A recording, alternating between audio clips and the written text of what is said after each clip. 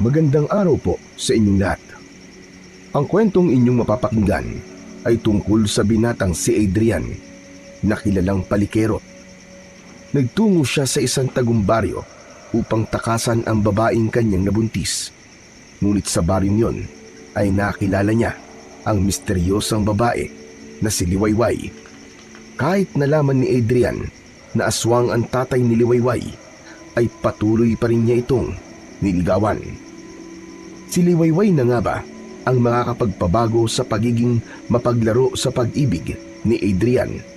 At magagawa bang ipaglaban ni Adrian si Liwayway sa tatay nitong si Lauro na tutol sa kanilang pagmamahalan? Ngunit bago ang lahat, huwag po nating kalimutang mag-subscribe at i-hit ang notification bell sa aking YouTube channel na The Voice Addict at Apong Isaak, para sa mas marami pang makapigil hiningang kwentong aswang at katatakutan mula sa mundo ng kababalaghan. Umpisahan na po natin ang kwento.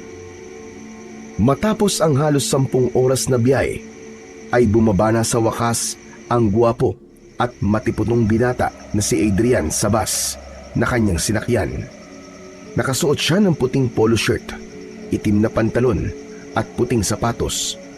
Isinuot niya ang kanyang shades upang protektahan ang mata sa matinding sikat ng araw. Habang bitbit ang isang traveling bag, ay luminga siya sa paligid. Napangiti si Adrian nang makita ang isang pamilyar na muka na papalapit sa kanya. Sinalubong ni Adrian ang lalaking yun ng isang mabilis na yakap. Finally! After 7 years, nakita na ulit tayo, Pablo. Ang tagal na nga rin pala, no? Pero parang mas lalo kang gumagwapo ngayon, Adrian, ah. Saka mas naging maputi ang balat mo. Siyempre, alam mo na, no? Itong kagwapuan ko ang puhunan ko sa mga babae. Saka ganito nga yata kapag palaging babad sa aircon, eh. Pero sana man lang, may signal ang cellphone dito, no? Mas madali sana ang communication natin. Talagang kinailangan ko pang magpadala sa iyo ng sulat para lang malaman mo na gusto ko magbakasyon sa baryo nyo. Masyado kasing liblib ang baryo namin, eh. Hindi na abot ang signal na cellphone. Pero sigurado ka ba talaga na gusto mo magbakasyon sa amin? Sasabihin ko na kaagad sa iyo na walang signal dun, ha? Walang TV, walang internet. At para kang namumuhay sa sinaunang panahon. At higit sa lahat, walang mga bar dun. Yun nga ang gusto ko, eh. Gusto kong makahinga muna, mag-detox. Kumbaga, masyado na kasi akong napapagod sa mga ginagawa ko sa buhay, eh. Hanep, nakakapanibago ka naman. Hindi ganyan ang pagkakakilala ko sa iyo, eh. Parang ibang-iba ka na sa Adrian na nakilala ko. Lahat naman ng tao nagbabago, eh. Pero pwede bang mamaya na tayo mag-usap? Pumunta na tayo sa bahay nyo. Sobrang init dito, eh. Okay, walang problema. Tara na. Ako na magdadala niyang bag mo. Hinayaan ni Adrian na dalhin ni Pablo ang kanyang bag. Mula sa lumang bus station ay sumakay sila ng jeep. Halos kalahating oras silang bumiyahe at nang makababa sila ay tricycle naman ang sunod nilang sinakyan. Habang sakay ng tricycle ay nakamasid si Adrian sa kanilang dinaraanan. Halos puro malalawak na talahiban ang nasa magkabila ang kalsada. Iilan lang ang kabahayan na kanyang nakikita. Nang sandaling yun ay hindi niya naiwasang isipin ang totoong dahilan kung bakit ninais niyang magtungo sa baryo ni na Pablo, kahit labag yun sa kanyang kalooban. Inabot din sila ng mahigit kalahating oras bago tuluyang huminto ang tricycle sa isang malawak na lupain. Nagtatakang bumaba si Adrian nang makita niyang bumaba na si Pablo. Matapos magbayad ni Pablo sa tricycle driver, ay umalis na yon. Oh, nasaan ang bahay niyo rito? Wala naman akong nakikitang kabayan, ah. Wala talaga rito. Kailangan pa natin maglakad. Siguro mga kalahating oras pa. Ano? Ganon kaliblib ang baryo nyo? Sinabi ko na yan sa sulat ko sa iyo, eh. Dapat alam mo na yan. Pero bakit hindi na lang tayo diretsong inihatid ng tricycle hanggang sa bahay nyo? Kaya ko naman magbayad kahit gaano kalaki ang singli niya sa pamasahe. Wow! Asensado ka na talaga ah. Alam mo, ganito kasi yan, Adrian. Masyado ng maliit ang daan sa gubat na dadaanan natin bago tayo makarating sa mismong baryo namin. Hindi na kayang dumaan doon ng tricycle, kaya hanggang dito na lang niya tayo hinatid. Pero huwag ka mag-alala kasi maraming puno sa gubat. Hindi na tayo maiinitan, saka mas presko at malamig ang hangin doon. Ganun ba? Mukhang wala naman akong choice kundi ang maglakad. Bahagyang natawa si Pablo. Kinuha ni Adrian ang bag niya kay Pablo at siya naman ang nagbuhat noon. Hindi nagtagal ay nakarating na sila sa gubat na sinabi ni Pablo. Napakatahimik ng lugar na yon. Pakiramdam tuloy ni Adrian ay isang kasalanan ang gumawa ng ingay. Kaya naman, hindi na siya nagsalita habang naglalakad. Noon ay naging katrabaho ni Adrian si Pablo sa isang kumpanya sa syudad. 1 taon nang nagtatrabaho doon si Adrian nang ma-hire si Pablo. Walang nakikipagkaibigan kay Pablo dahil isa itong probinsyano. Kaya si Adrian na ang kusan lumapit at nakipagkaibigan dito. Nagkasundo agad silang dalawa. Naging magaan ang loob nila sa isa't isa. At nagkasama pa sila sa iisang apartment noon. Hanggang sa kinailangan na ni Pablo na bumalik sa baryo nito dahil namatay ang lola niya. Simula noon ay hindi na nagkaroon pa ng komunikasyon ang dalawa hanggang sa inalam ni Adrian ang address ni Pablo sa HR department ng dati nilang pinagtrabaho ang kumpanya dahil kinailangan niyang makahanap ng isang lugar kung saan walang makakaisip na naroon siya. Makalipas ang ilang minuto ay binasag ni Pablo ang katahimikan. Teka lang tol, ano pala ang totoong dahilan mo kung bakit naisipan mo magbakasyon sa ganito kalayong lugar? Ha? Wala naman. Bigla lang kitang na-miss. Simula kasi nang umalis ka sa Maynila ay hindi na tayo nagkausap Gaya ng sinabi mo, walang signal sa lugar nyo. Adrian, kahit matagal tayo hindi nagkita ay kilala kita. Hindi ikaw ang klase ng tao na magbabakasyon sa isang lugar na malayo sa sibilisasyon. Alam kong hindi ka mabubuhay ng walang internet at syempre, walang babae. Grabe ka naman sa akin, Pablo. Pero sasabihin ko rin naman sa iyo ang totoong dahilan. Bigyan mo lang ako ng time na makapag-ipon ng lakas ng loob. Muling natahimik ang magkaibigan. Aminado si Adrian na totoo ang mga sinabi ni Pablo. Hindi siya mabubuhay ng walang internet at lalo na ng walang babae. Dahil sa taglay niyang kagwapuhan at charm, ay madali niyang nakukuha ang mga babaeng nagugustuhan niya. Yun din ang naging dahilan kung kaya walang relasyon na nagtatagal sa kanya. Hindi niya kaya na isa lang ang kanyang nobya. May pagkakataon pa na 5 babae ang pinagsasabay-sabay niya. Para kay Adrian ay walang mali sa ginagawa niya.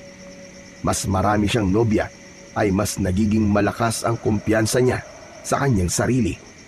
Mas nararamdaman niya na gwapo talaga siya at kayang-kaya niyang paikutin ang kahit sinong babae sa kanyang mga palad.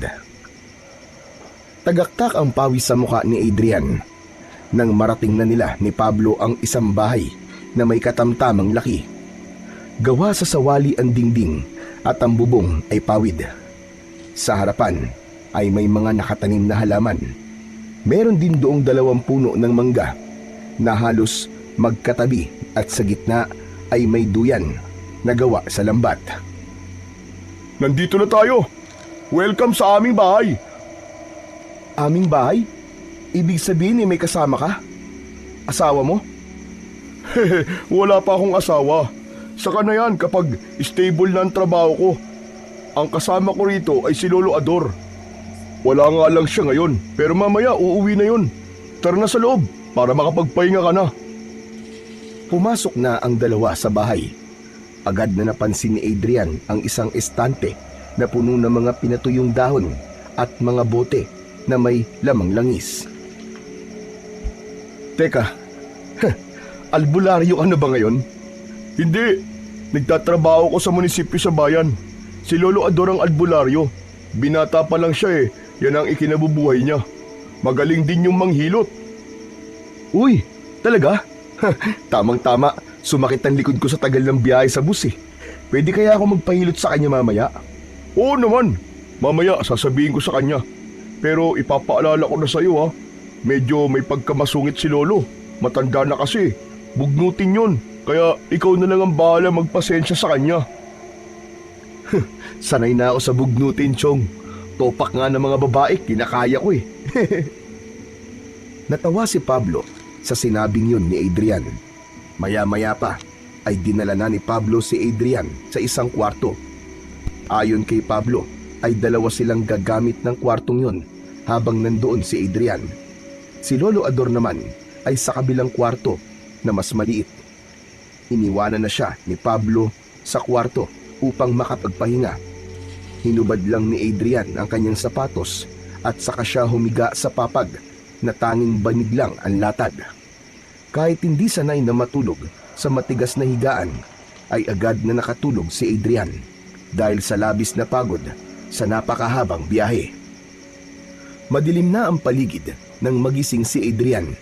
Naulinagan niya ang boses ni Pablo sa labas ng kwarto habang kausap ang isang matandang lalaki. Alam niya na ang matandang yun ang lolo ng kanyang kaibigan. Bumangon siya at lumabas ng kwarto. Nagpasalamat siya dahil may ilaw doon, dahil kanina ay iniisip niya na wala. Sabay na napatingin sina Pablo at Lolo Ador sa kanya. Unang kita pa lang ni Adrian kay Lolo Ador ay nahinuha niya kagad na totoo ang sinabi ni Pablo tungkol dito. Mukha nga yung masungit. Hindi man lang siya nito nginingitian o binati. Magandang gabi po, Lolo Ador. Ako po si Adrian. Kaibigan po ako ni Pablo sa Maynila. Hindi mo ba alam na anong oras na? Kanina pa ang oras ng hapunan. Alam mo bang kailangan ka pa naming hintayin? Dahil sa bahay na ito ay dapat sabay-sabay tayong kumakain. Lolo, hindi po alam yan ni Adrian eh. Tsaka pagod po siya sa biyahe kaya ngayon lang po siya nagising. Hayaan niyo na po.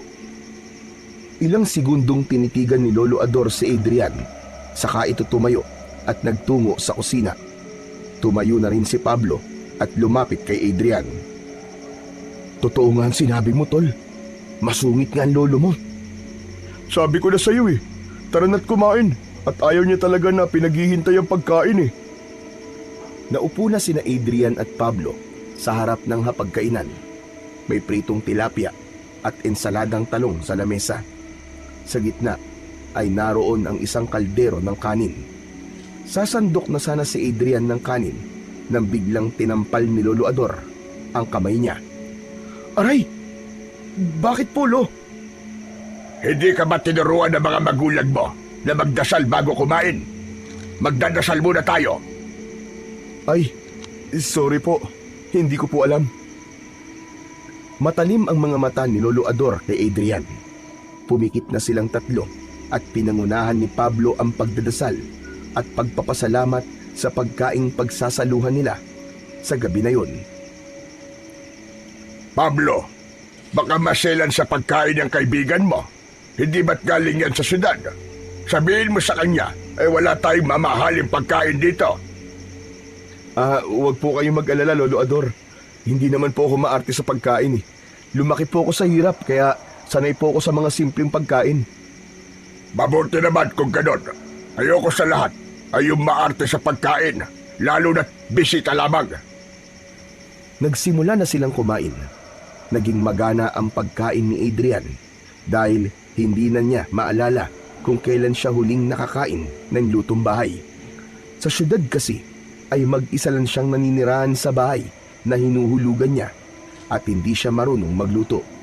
Kaya palagi siyang nagpapadeliver o hindi kaya ay kumakain sa iba't ibang fast food restaurant. Matapos ang masarap na hapunan ay lumabas si Adrian upang manigarilyo. Habang bumubuga siya ng usok ay napansin niya na napakatahimik ng paligid at wala na siyang nakikitang tao sa labas kahit hindi pa naman ganun kadilim. Hindi ka pa rin pala tumitigil sa pagyoyosi mo ah. Nagulat si Adrian nang biglang magsalita si Pablo sa likuran niya. Tumayo ito sa tabi niya. Pambihira ka. Bumusina ka naman, Pablo. Nakakagulat ka naman. Ay, Diyos ko. Tumalo ng puso ko ah.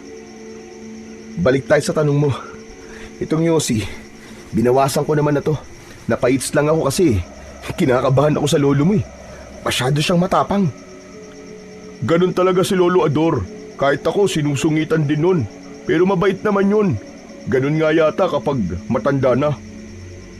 Isang mahabang katahimikan ang namagitan sa dalawa habang ipinagpapatuloy ni Adrian ang pagtingin sa paligid. Teka Pablo, ganito ba dito palagi? Ang aga pa pero sobrang tahimik na ng paligid. Kahit isang tao sa labas wala akong makita oh. Ang layo sa Maynila, di ba? Ganito lagi rito kapag gabi na. Wala ka nang makikitang tao na nasa labas ng kani-kanilang mga bahay. Alam mo ba kung bakit? Bakit ba? Huwag ka mabibigla ah. Dahil sa aswang. Ano? Aswang? Pwede ba Pablo? Huwag mo nga akong takutin. Hindi totoo mga aswang-aswang. Kwentong barbero lang yan. Hindi totoo sa paniniwala mo. Pero sa paniniwala ng mga tao rito, totoong aswang, Chong. Kaya kung ako sa'yo, hindi na ako gagala kapag madilim na. Manatili ka na lang sa loob ng bahay, gaya ng ginagawa ng mga tao rito. Maniwala ka, Chong. Sa tingin mo ba ilalabas pa ako ng ganitong oras at maglalakad-lakad? Pambihira ka. Mabuti sana kung merong bar dito, wala naman. Pero, Chong, matanong ko lang. Kumusta ang mga babae rito? Marami bang magagandang bebot dito? Adrian, huwag mong dadalhin dito sa lugar namin ang pagiging playboy mo. Huwag mong paglalaroan ng mga babae rito. Bakit? Karamihan ba ng babae rito may alam sa pangungulam? Hindi. Saka, hindi ba dapat inaalis mo na yung pagiging mapaglaro mo sa mga babae? Tumatanda na tayo, Chong. 3 taon na lang, ay 30 na tayo. Dapat sa edad mong yan ay naghahanap ka ng babaeng seseryosohin at pakakasalan mo. Saka, iba mga babae rito, hindi gaya sa syudad. Babae sa syudad o babae sa baryo, iisa lang ang mga yan. Pare-parehas lang ng mga babae ang mga yan, Pablo. Ay nako, bahala ka na nga sa buhay mo. Basta, kapag nalagay ka sa trouble, ay huwag mong sasabihin na hindi kita pinagsabihan ha. Maiba ko, baka naman pwede mo na sabihin ang totoong dahilan kung bakit bigla mo naisipan na magpunta rito. Hindi muna nagsalita si Adrian. Tinapos muna niya ang isang stick ng sigarilyo at nagsindi ng isa pa. Kumuha siya ng lakas ng loob sa paghit-hit sa sigarilyo bago niya sinagot ang tanong ni Pablo. Nakabuntis ako, Pablo Ano? Totoo ba yan? Ibig sabihin magiging ninong na ako ng anak mo? Hindi ba may kasunduan tayo na magiging ninong tayo ng unang magiging anak natin? Tinakasan ko yung babae. Ayoko pa na responsibilidad. Hindi pa ako sawa sa buhay ng binata Ano? Seryoso ka ba sa sinasabi mo? Kung hindi ka pa pala handa na maging tatay, aba, dapat nag-iingat ka. Gumamit ka ng proteksyon. Gumamit naman ako kaya lang biglaan yung gabi na yun Parehas kaming lasing tapos nagkayayaan sa hotel. Wala akong dala kaya sumigi ako kahit walang proteksyon. Ginigipit ako ng pamilya ng babae. Papatayin daw nila ako kapag hindi ko pinanagutan yung anak nila. Aba, syempre, natakot ako kaya umiskapo muna ako. Kaya naisipan mo magtago dito, ganun ba? Hindi naman sa ganun. Ganun yun, Adrian. Kasi kung hindi ka nagtatago, ay wala ka rito at naroon ka sa Maynila. Hinaharap mo sana ang problema mo. Di kung ayaw mo magpakasal, panagutan mo na lang yung bata. Sabihin mo na magsusustento ka na lang. Sinabi ko na yan, Chong. Pero ayaw pumayag ng babae sa kanang pamilya niya. Dapat daw, ikasal kaming dalawa. Narinig ni Adrian ang pagbuntong hininga ni Pablo. Mas mabilis niyang naubos ang pangalawa niyang sigarilyo dahil sa labis na kaba habang kausap ang kanyang kaibigan. Kung ganun, Chong, matatagalan ka pala rito. Ganun na nga, Chong. Ang totoo di ko na rin alam kung babalik pa ako sa Maynila Siguro papahupain ko muna ang sitwasyon bago ako bumalik doon. Pero kung ako sa'yo, harapin mo yan, Chong. Magpakalalaki ka. Bilang mga lalaki, hindi dapat tayo tumatakbo sa isang responsibilidad na may batang involved. Tinapik ni Pablo ang balikat ni Adrian at pumasok na ito sa loob ng bahay. Naiwan si Adrian na mag-isa sa labas na nag-iisip. Ang totoo ay naaawa siya sa magiging anak niya sa babaeng nabuntis niya. Pero mas nananaig sa kanya ang kagustuhan niyang patuloy na maging malaya at ang pagtutol niya na manatili sa isang kasal na alam niyang panghabang buhay. Sa mga unang araw ni Adrian sa baryo ni na Pablo ay labis siyang nahirapan sa pag-a-adjust. Maaga siyang gumigising dahil ayaw ni Lolo Ador na tanghali na siyang bumabangon. Walang signal kaya hindi niya nagagamit ang kanyang cellphone. Wala rin siyang makausap buong araw kundi si Lolo Ador lang na tahimik, masungit at laging abala sa panggagamot. Mula umaga hanggang hapon ay wala si Pablo sapagkat nagtatrabaho yon sa bayan. May mga pagkakataon na naiisip ni Adrian na bumalik na lamang sa syudad. Pero sa tuwing naiisip niya yon, ay naiisip niya rin ang babaeng nabuntis niya. Isa pa, natatakot siya na baka totohanin ng pamilya nito na papatayin siya kapag hindi niya pinakasalan ang babaeng yun.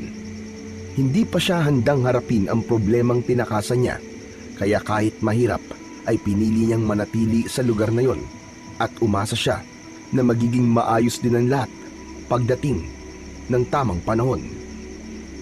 Isang araw ng Sabado, walang pasok sa trabaho si Pablo kaya labis na natuwa si Adrian. Sa wakas ay hindi na lang si Lolo Ador ang makakasama niya. Nang makapag-almusal sila ay inaya si Adrian ni Pablo na mamasyal sa isang magandang lugar sa baryong yon.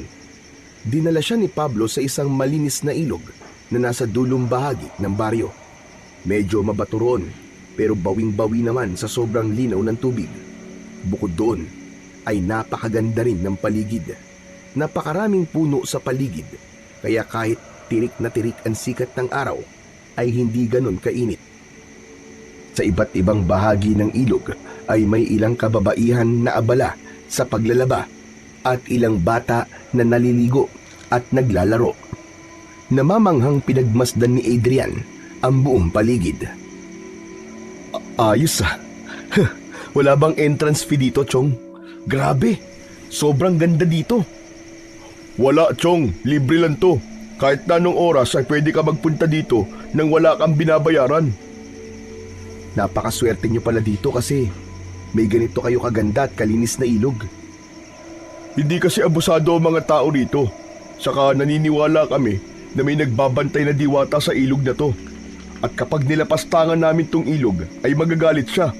Kaya ganun na lamang alagaan ng ilog na to. Napailing si Adrian habang tumatawa.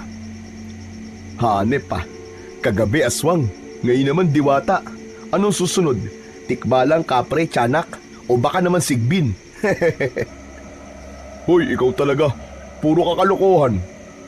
Alam mo, parang ang sarap mag-inom dito. Wala ba mabibila ng alak dito, Chong? Meron naman. Gusto bang bumili ako? Samahan ko na rin ng chicharon para may pulutan. Sige, hintayin na lang kita rito, Chong. Nagmamadaling umalis si Pablo habang si Adrian naman ay pinagsawa ang kanyang mata sa ganda ng kanyang nakikita. Muli niyang nakita ang mga batang naliligo sa ilog at nakaramdam siya ng inggit sa mga yon. Hinubad niya ang kanyang sando at nalantad ang kanyang matipunong katawan. Lumusong siya sa malamig na tubig ng ilog na tanging shorts lang ang suot. Grabe ang lamig!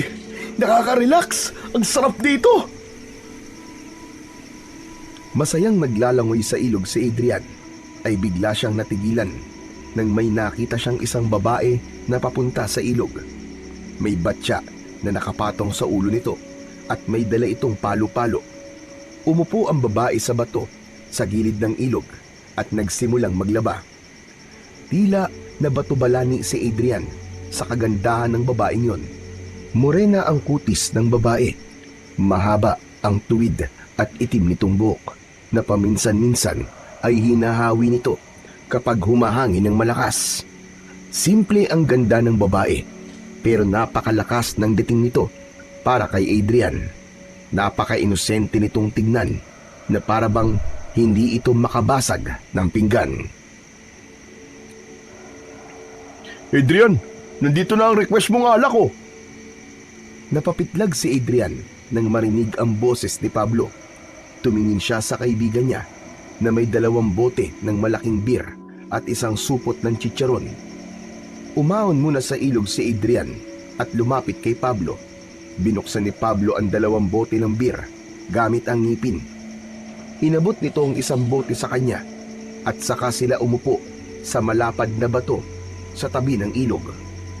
Habang tumutungga ng beer ay nakatitig si Adrian sa napakagandang babae. Hindi niya pa rin maalis ang tingin niya sa dalaga. Marami na siyang nakitang magagandang babae sa Maynila, ngunit iba ang dating ng babaeng yon para sa kanya. Teka lang, bakit kanina ka pa ba tulala dyan? Hoy Adrian, para ka na maligno ah. Chong, sino yung babae na yon? Ininuso ni Adrian ang magandang babae at tinignan naman ni Pablo ang itinuro niya. Ah, si Liwayway yun. Bakit? Type mo? Oo, Chong. Sobrang ganda niya kahit sa malayo. Naku, tinamaan ka ng magaling. Okay, sige. Payag na akong pormahan mo ang kahit sinong babae dito sa baryo namin. Maliban lang kay Liwayway. Bakit? May gusto ka ba sa kanya? Kung oo, walang problema sa akin. Kilala mo naman ako mapagbigay ako pagdating sa mga kaibigan ko. Wala akong gusto sa kanya, Chong. Ang kwento kasi dito sa amin aswang ang tatay ni Liwayway na si Mang Lauro. Kaya kung mapapansin mo, ay nakahiwalay siya sa ibang mga naglalaba kasi iniiwasan sila ng mga tao rito Kasi ang alam dito sa amin ay aswang din niyang si Liwayway. Kasi aswang nga ang tatay niya. Ayan ka na naman sa mga aswang-aswang mo Saka tignan mo nga siya. May aswang bang ganyang kaganda? Sandali, Chong, at lalapitan ko Magpapakilala ako. Tumungga muna ng alak si Adrian bago siya tumayo. Sinubukan siyang pigilan ni Pablo, ngunit hindi niya ito pinakinggan. Mas nanaig sa kanya ang kagustuhang makilala ang babaeng yon. Hindi na bago kay Adrian ang ganong gawain. Para sa kanya ay napakadali lang kausapin ng isang babae kahit hindi pa siya nito kilala.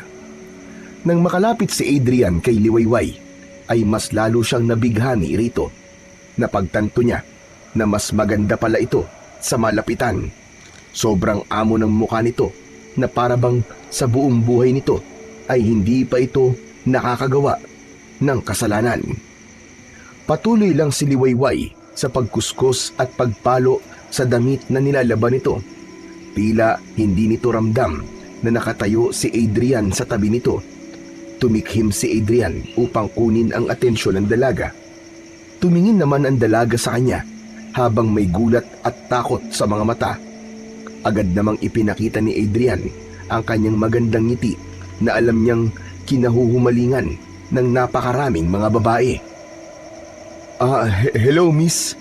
Ako nga pala si Adrian. Ang sabi ng kaibigan ko Liwayway daw ang pangalan mo. Gusto ko sanang makipagkaibigan sa'yo. Inilahad ni Adrian ang kanyang kamay, pero tinignan lang yon ni Liwayway. Nagulat siya nang mabilis na nagligpit si Liwayway ng mga nilalaban nito. Inilagay nito sa batya ang mga damit at tumayo. Ipinatong nito ang batya sa ulo at nagsimulang maglakad palayo sa kanya. Sandali miss. Aalis ka na? Hindi ka pa tapos maglaba, di ba? Hindi siya pinansin ni Liwayway. Tuloy lang ito sa paglalakad ng mabilis. Hinabol ni Adrian ng babae at hinawakan niya ito sa braso. Lumingon si Liwayway sa kanya at nawalan ito ng balanse. Napasubsob ito sa matipunong dibdib ni Adrian habang ang ilang piraso ng mga damit na nasa batya ay nalaglag sa lupa. Parang napaso na inilayo ni Liwayway ang sarili kay Adrian. Tignan mo ang ginawa mo. Nadumihan na ang mga damit ko. Ikaw naman kasi, bigla-bigla ka nalang umaalis. Pero huwag ka mag-alala, tutulungan kitang laban ng mga yan. Hindi na sumagot si Liwayway. Pinulot nito ang mga damit at muling inilagay sa batya. Tutulungan na kita, Liwayway. Akmang pupulutin ni Adrian ng isang damit, pero bigla siyang pinanlisikan ng mga mata ni Liwayway.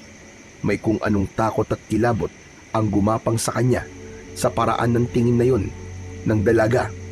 Kinuha ni Liwayway ang huling piraso ng damit na nasa lupa at saka yun nagmamadaling umalis. Nakangising sinundan ng tingin ni Adrian ang papalayong dalaga, saka siya bumalik sa kinaroroonan ng kaibigan niyang si Pablo. Grabe! Iba nga talaga ang mga babae dito sa baryo niyo, Pablo. Ang susungit! Ibang-iba sa mga babae sa Maynila na isang ngiti ko lang, ibinibigay na kagad ang number nila sa akin. Adrian, sinasabi ko na sa'yo, tigilan mo si Liwayway. Bakit ko siya titigilan? Mas na-challenge pa nga ako sa kanya. Bigyan mo lang ako ng 1 week, makikita mo at bibigay din yun sa akin. Magiging girlfriend ko rin niyang si Liwayway. Makinig ka sa akin, Adrian. Aswang ang tatay ni Liwayway. Hindi lang sila pinapaalis ng mga tao rito kasi hindi naman sila nananakit eh. Hindi sila kagaya ng ibang aswang dito sa baryo namin na pumapatay ng mga alagang hayop o kaya ng tao. Tinawanan lang ni Adrian ang sinabing yun ni Pablo. Hindi niya pinaniniwalaan ang sinabi nito dahil alam niya na hindi naman totoo ang mga aswang. Kinuha niya ang bote niya ng beer at muling uminom habang naglalaro sa isip niya kung paano niya paiibigin si Liwayway. Alam ni Adrian na kailangan niyang malaman kung saan nakatira si Liwayway upang maumpisahan niya ang panliligaw niya rito. Tinanong niya si Pablo, ngunit ayaw naman itong sabihin kung saan nakatira ang dalaga. Ang ginawa niya ay tumambay siya sa ilog ng sumunod na araw at umasa siya na muling makikita roon si Liwayway na naglalaba. Umaga pa lang ay nasa ilog na siya at matyaga siyang naghintay sa hindi kalayuan. Hanggang sa pagsapit ng tanghali ay nakita nga niya ang pagdating doon ni Liwayway, ngunit hindi ito naglaba ng araw na yon. Naglangoy ito sa ilog at nagkuskus ng balat habang suot ang puting damit na hanggang tuhod ang haba. Tahimik na nakakubli si Adrian sa likod ng isang puno at mula roon ay pinapanood niya si Liwayway. Makalipas ang ilang sandali ay umahon na sa tubig si Liwayway. Nagsimulang maglakad palayo sa ilog. Palihim itong sinundan ni Adrian. Ayaw niyang palampasin ng pagkakataon na yon na malaman kung saan nakatira ang dalagang bumiyag sa kanyang puso. Masukal ang daan na kanilang nilakaran. Puno ng mga patay na puno ang paligid at meron ding matataas na talahib. Hanggang sa huminto si Liwayway sa harap ng isang maliit at medyo sirang kubo na halos natatakpan na ng mga halamang gumagapang. Naging mapusok si Adrian at lumapit siya sa mismong kubo. Napansin niyang nakabukas ang pinto, pero bago pa siya tuluyang makalapit doon ay isang matangkad na lalaki ang dumating.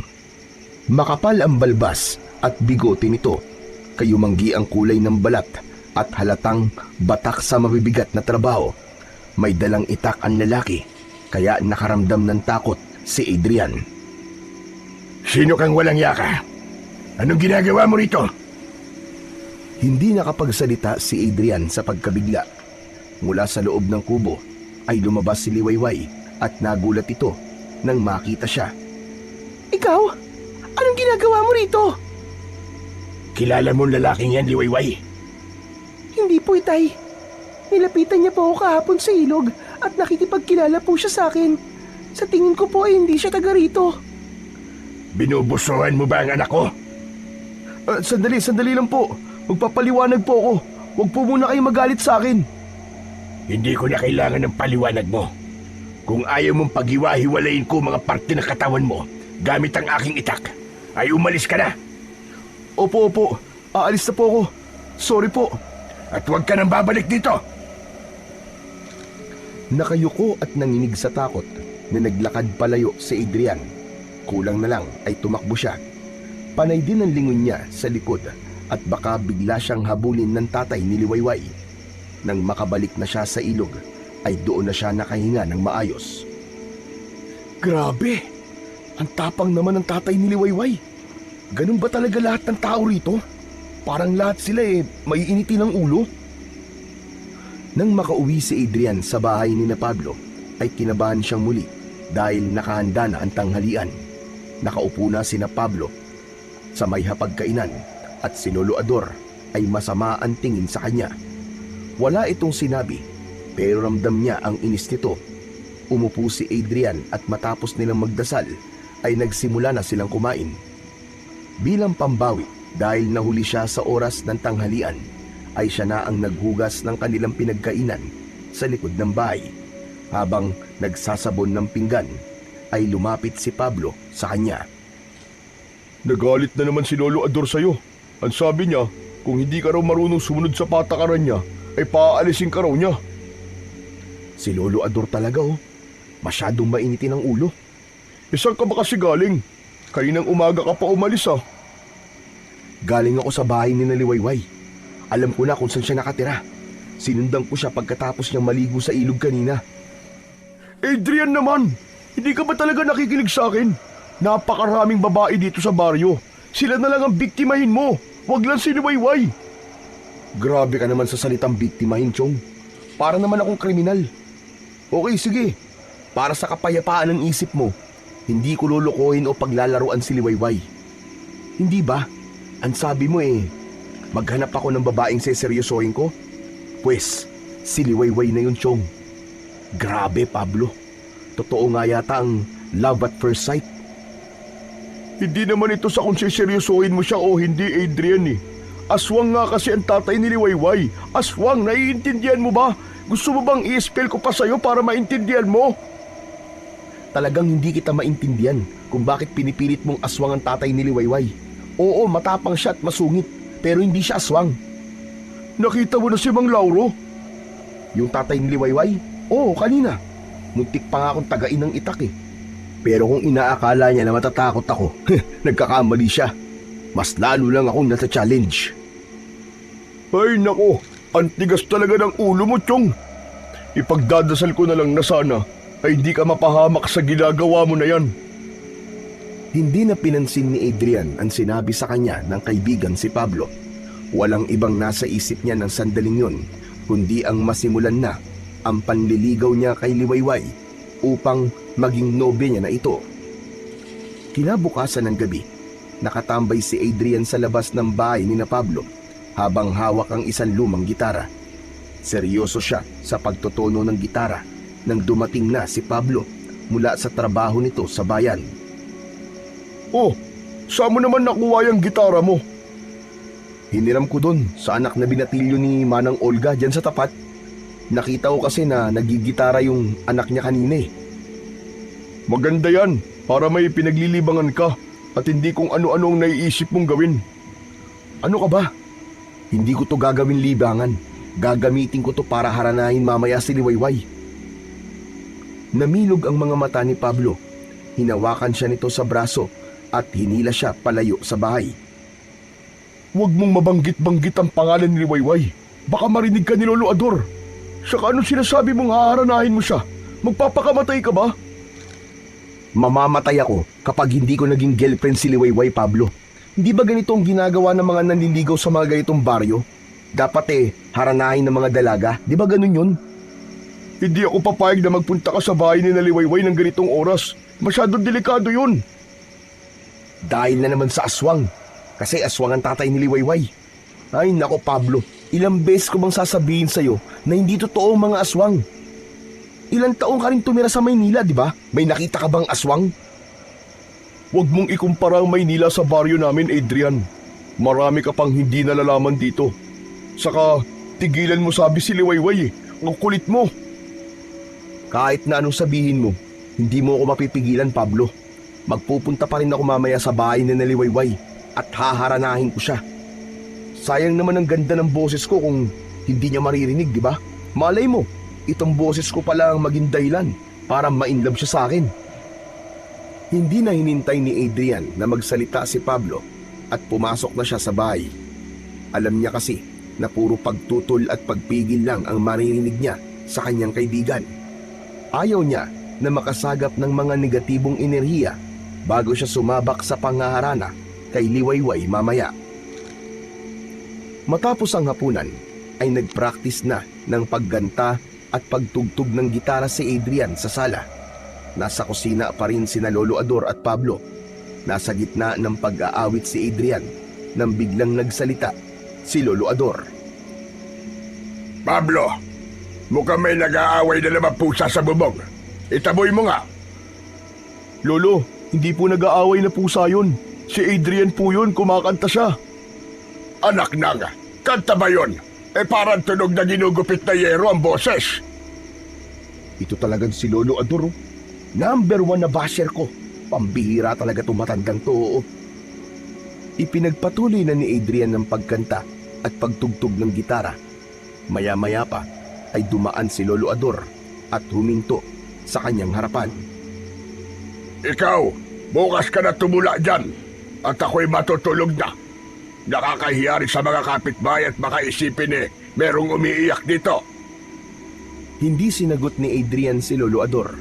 Pumasok na ang matanda sa kwarto nito at isinarado ang pinto. Sunod namang lumapit si Pablo sa kanya.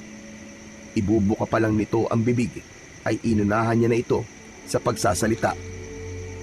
Ops, ops, ops! Huwag mo nang sayangin ang laway mo. Kahit na anong sabihin mo, tutuloy pa rin ako mamaya.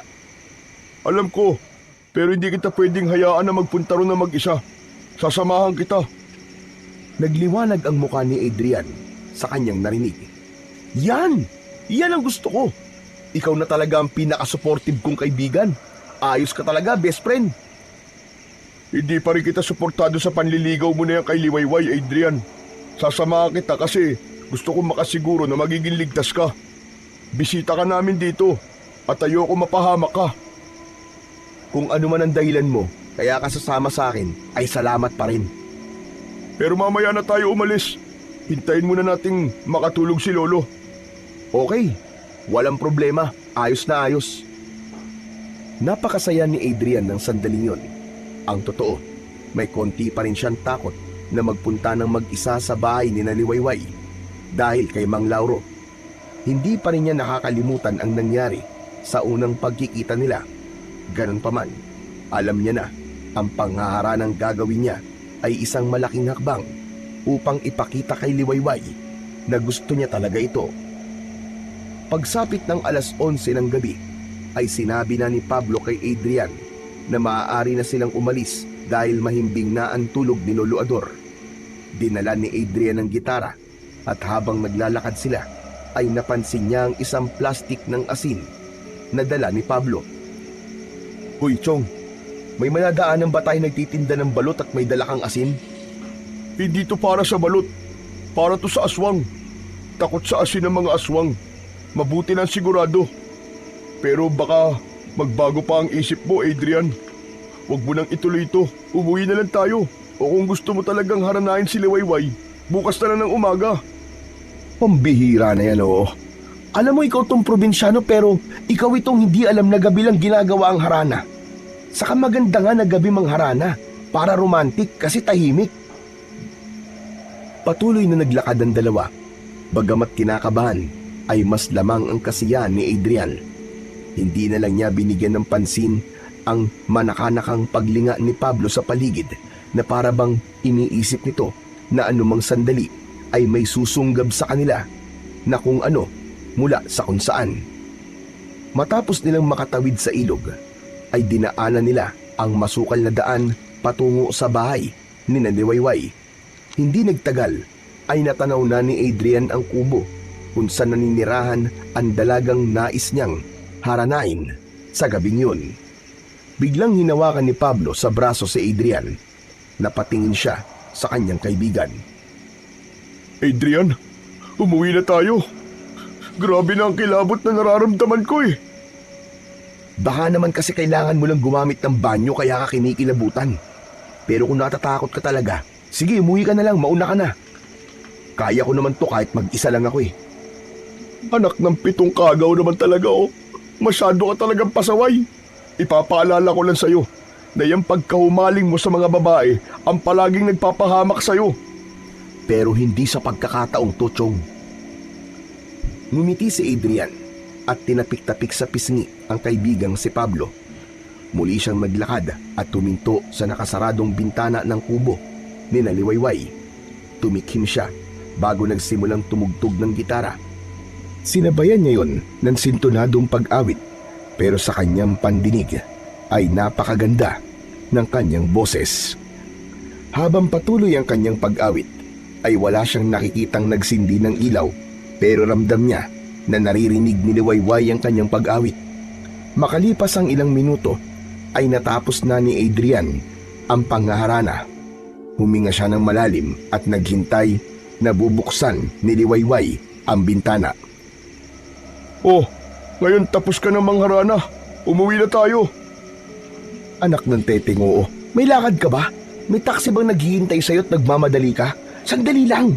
Sigurado ako na pagbubuksan ako ni Liwayway ng bintana. Easy ka lang dyan, relax lang. Tumalon ang puso ni Adrian nang makita niya na may nagliwanag sa loob ng kubo. Hindi nagtagal ay bumukas ang bintana at sumilip mula roon si Liwayway. O diba? Sabi ko na sa iyo bubuksan ni Liwayway ang bintana eh. Anong ginagawa niyo rito? Umalis na kayo bago pa dumating si tatay. Wala ang tatay mo? Sakto, buti na lang wala siya. Adrian, tara na. Sundin mo na lang ang sinabi ni Liwayway. Umalis na tayo. Hindi ako natatakot sa tatay mo, Liwayway. Hayaan mong ipakita ko sa kanya na malinis ang hangarin ko sa'yo. Gusto kitang ligawan. Bigyan mo naman ako ng tsanso. Hindi ka ba talaga marunong umintindi? Umalis na kayo. Adrian, tara na. Umuwi na tayo. Mahigpit na hinawakan ni Pablo ang braso ni Adrian at hinila siya nito palayo sa bahay ni Liwayway. Napilitang umalis si Adrian nang isarado na ni Liwayway ang bintana. Ngunit sa loob niya ay sigurado siyang hindi pa yon ang huling beses na susubukan niyang ligawan ang babaeng itinitibok ng kanyang puso. Habang naglalakad sa kasukalan ay biglang lumakas ang hangin. Yumuko ang matataas na talayib sa paligid. Sandali silang napahinto at sa pagtingala nila ay nakita nila ang isang parang napakalaking ibon na lumilipad. Paikot-ikot yun sa itaas na para bang naghihintay lang yun ng tamang pagkakataon para atakihin ang target nito. Grabe! Ang laki namang ibon nun! Ano ba yun, Agila? Teka, hindi. Para namang napakalaking paniki. Hindi yun ibon. Aswang yun, Adrian. Aswang! Tumakbo na tayo! Namilog ang mga mata ni Adrian nang biglang bumulusok pa ibaba ang tila napakalaking ibon sa gawin nila. Hinila siya ni Pablo at tumakbo sila ng mabilis. Sandaling tumingin sa likod si Adrian at doon niya nakita ng mas malapitan ang nilalang na may malaking pakpak. Nang hilakbot siya dahil nakakakilabot ang anyo ng naturang nilalang. Mukha itong taong paniki na may matutulis na mga kuko at ngipin. Mahaba na patulis ang tenga nun. Namumula ang mga mata ng nilalang na mas lalong nagpatindi sa takot ni Adrian. Bilisan mo, Chong! Hindi tayo pwedeng maabutan ng aswang! Bilisan mo! Sa hindi inaasahang pangyayari, ay natalisod si Adrian sa isang bato. Nabitiwan niya ang gitara.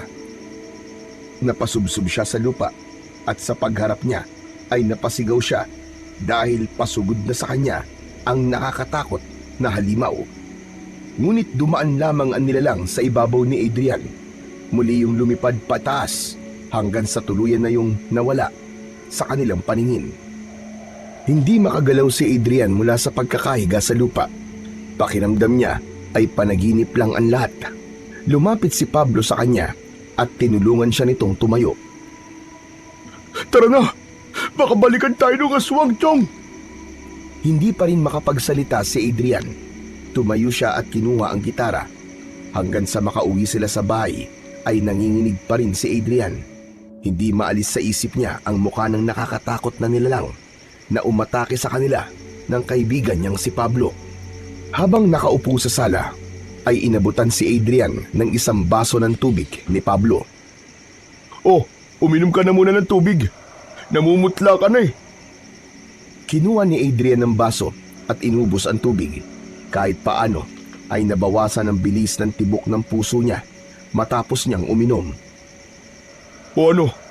Kala mo siguro naman naniniwala ka na totoo nga may aswang.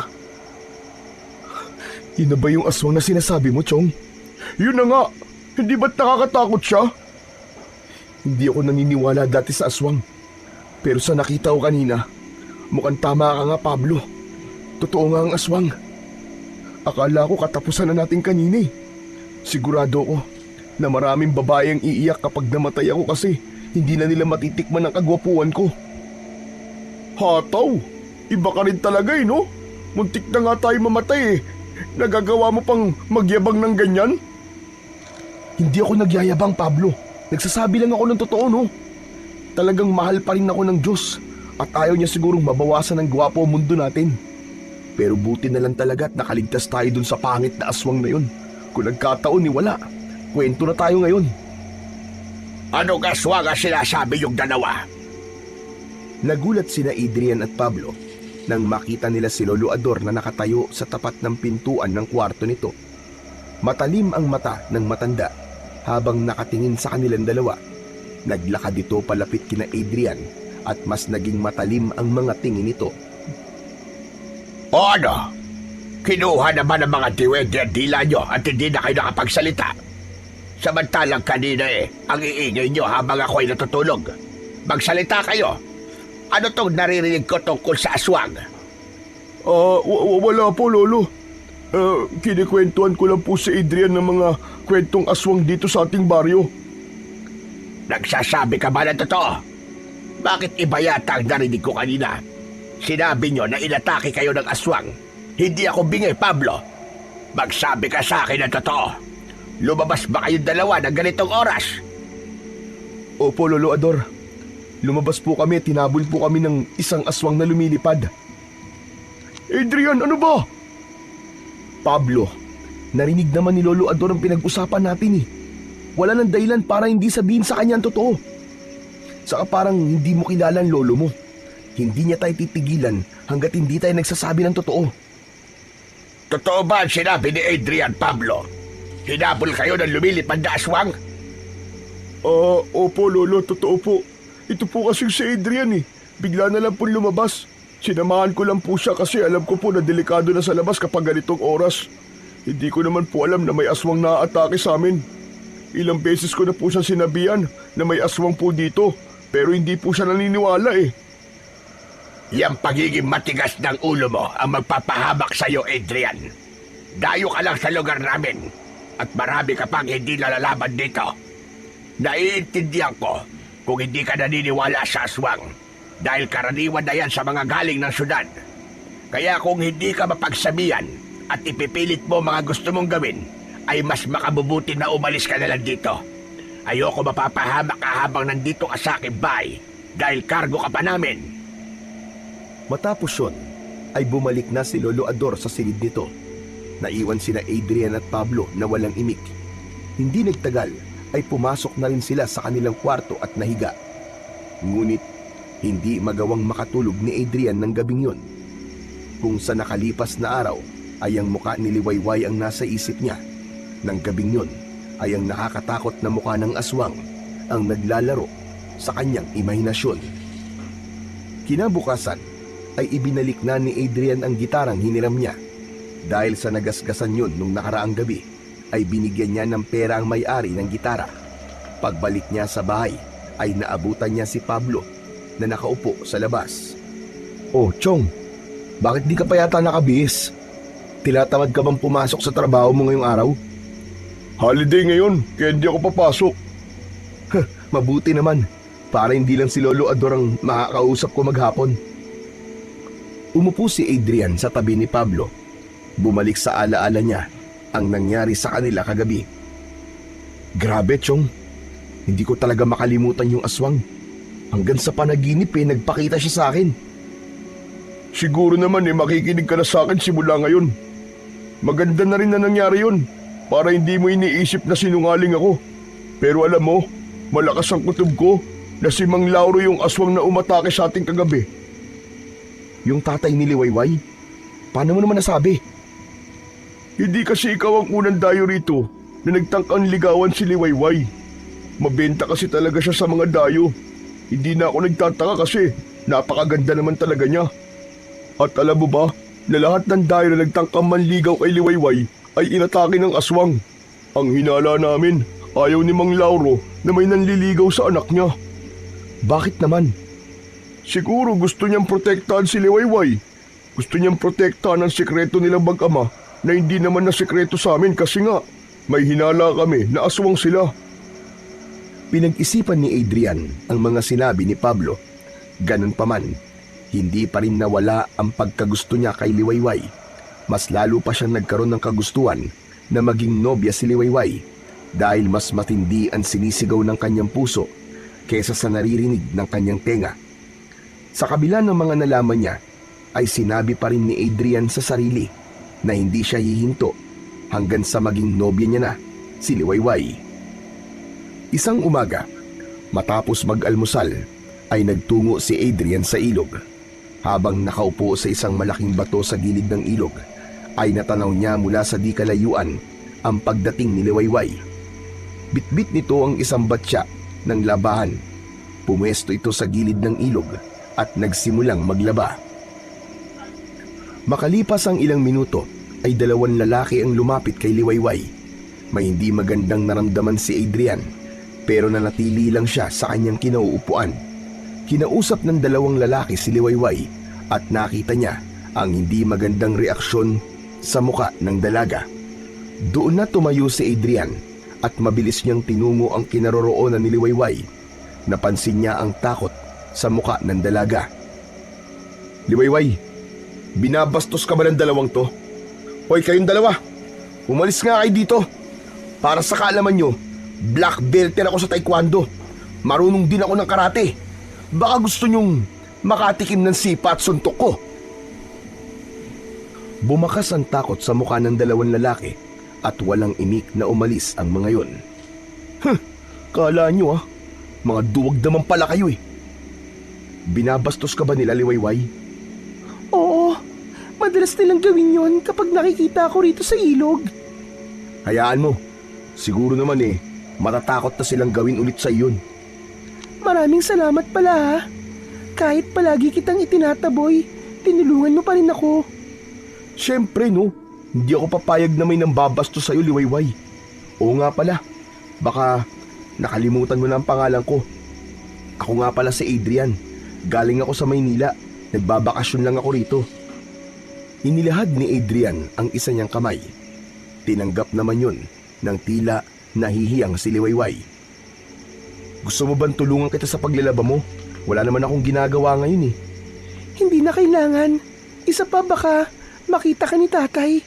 Baka kung ano pang isipin niya at paniguradong magagalit siya. Ganun ba? Grabe din ang pagprotekta sa'yo ng tatay mo, no? Pero normal lang naman yun kasi babae ang anak niya eh. Sige na, Adrian. Iwanan mo na ako rito. Maraming salamat ulit. Hindi na ipinilit pa ni Adrian na manatili sa tabi ni Liwayway kahit gusto pa sana niya itong makausap ng matagal. Ngunit masaya siyang naglakad palayo dahil sa kauna-unahang pagkakataon ay kinausap na siya ng maayos ni Liwayway. Mas lalo tuloy lumaki ang pag-asa niya na hindi magtatagal ay magiging magkasintahan na sila ng napakagandang dalaga na yon. Simula noon ay nagkaroon na ng malaking pagbabago sa pakikitungo ni Liwayway kay Adrian. Hindi na umiiwas ang dalaga tuwing nagkikita sila sa ilog. Pakiramdam ni Adrian ay tuluyan ng nagiba ang pader na nasa pagitan nilang dalawa. Hanggang isang umaga, habang magkatabing nakaupo sina Adrian at Liwayway sa malapad na bato sa tabi ng ilog, ay naisipan ni Adrian na ipaalam kay Liwayway ang nilalaman ng kanyang puso. Liwayway, Gusto kong maging honest sa'yo eh. Nung unang beses kitang nakita, alam mo ba na nahulog na kagad ang loob ko sa'yo? Hindi ko alam, pero parang may kung ano sa'yo na hindi ko maipaliwanag. Simula nang nakita kita, ay hindi ka na naalis-alis sa isipan ko. Seryoso ako nung sinabi ko sa'yo na gusto kitang ligawan. Handa kong patunayan sa'yo na kahit na anong paraan, na seryoso ako sa'yo. Ibaling mo na lang sa ibang nararamdaman mo, Adrian. Hindi akong babaeng nararapat para sa'yo. Hindi totoo yan, Liwayway. Alam kong may nararamdaman ka rin sa akin, pero parang may kung anong pumipigil sa'yo. Ang tatay mo ba? Ayaw lang ako masaktan ng tatay ko pagdating sa pag-ibig. Ang sabi niya, walang lalaking tatanggap sa akin. Ako, tanggap kita, Liwayway. Wala akong pakialam kahit pa sinasabi ng mga tao na aswang kayo ng tatay mo. Hindi ako naniniwala na totoo yun. Biglang natigilan si Liwayway sa sinabing yun ni Adrian. Napansin ni Adrian ang bahagyang gulat sa mga mata ng dalaga. Alam mo ang mga sinasabi ng mga tao tungkol sa amin? Kung ganun, bakit lumalapit ka pa rin sa akin? Dahil hindi ako naniniwalang aswang kayo. Tsaka sa ganda mong yan, magiging aswang ka. Sobrang imposible naman yata. Paano kung sabihin kung totoo ang sinasabi nila tungkol sa amin? Gugustuhin mo pa rin ba ako, ha Adrian? Si Adrian naman ang natigilan. Tinitigan niya ang magandang muka ni Liwayway at hinintay niyang bawiin ito ang sinabi, pero hindi yun nangyari. Nagbibiro ka lang naman, di ba? Hindi ako nagbibiro. Totoo ang sinabi ko na aswang kami ng aking itay. Ngunit sa ngayon, ay ang tatay ko pa lamang ang aswang dahil hindi pa niya ipinapasa sa akin ang pagiging aswang niya.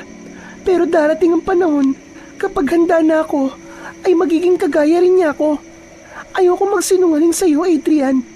Ngayon pa lang, ay gusto ko nang malaman mo ang totoo. Kaya pag-isipan mo ng mabuti kung handa ka ba talagang mahalin ang babaeng kagaya ko. Hindi nakapagsalita si Adrian. Labi siyang nagimbal sa revelasyong yun ni Liwayway.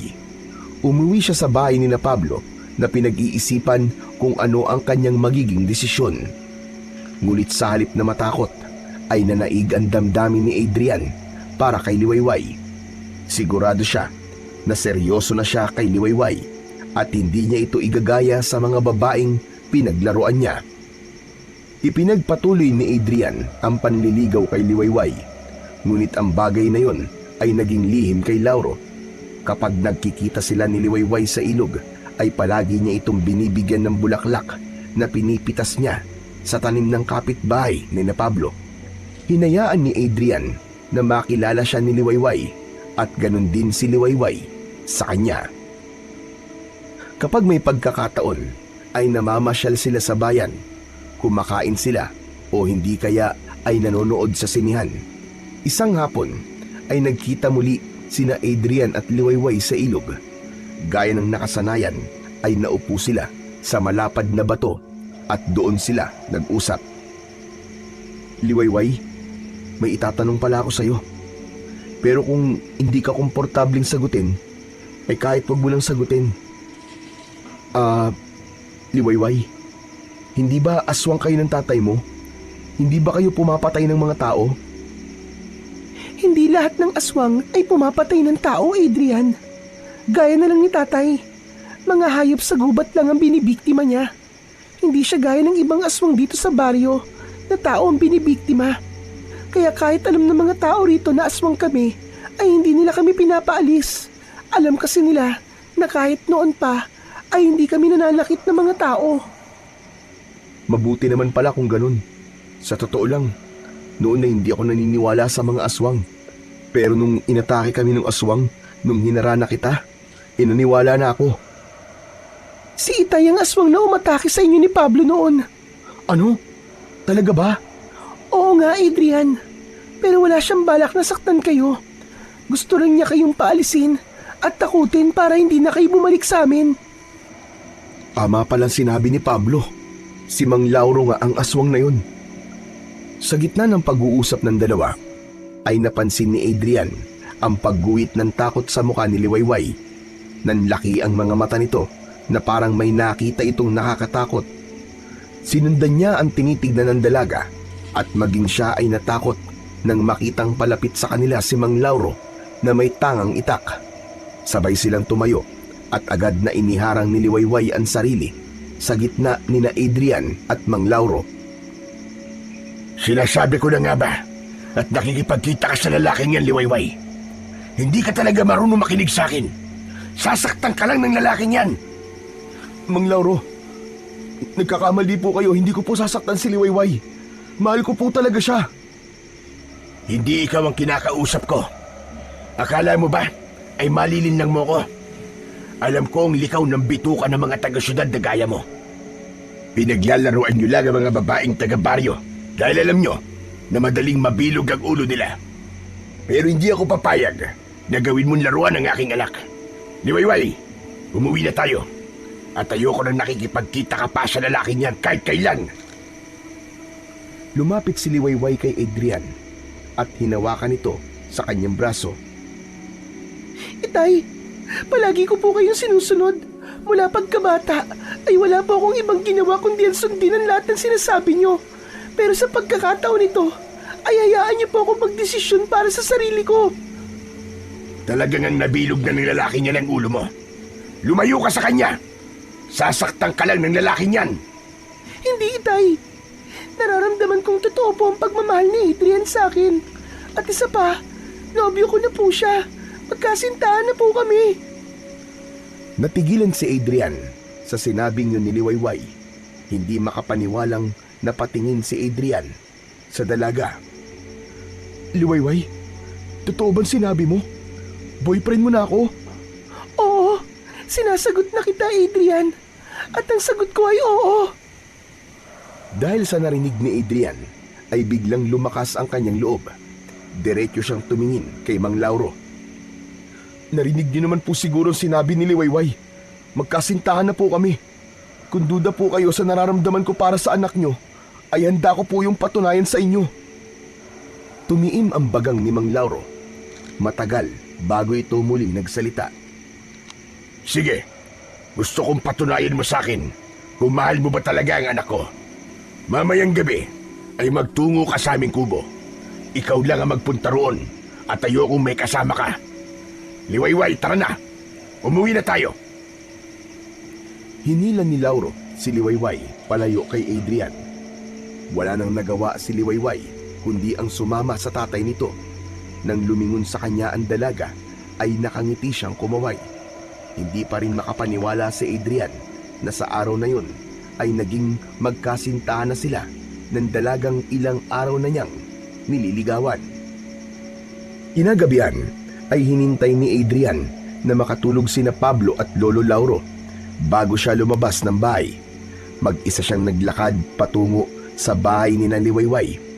Wala siyang kahit na anong dala maliban sa lakas ng loob.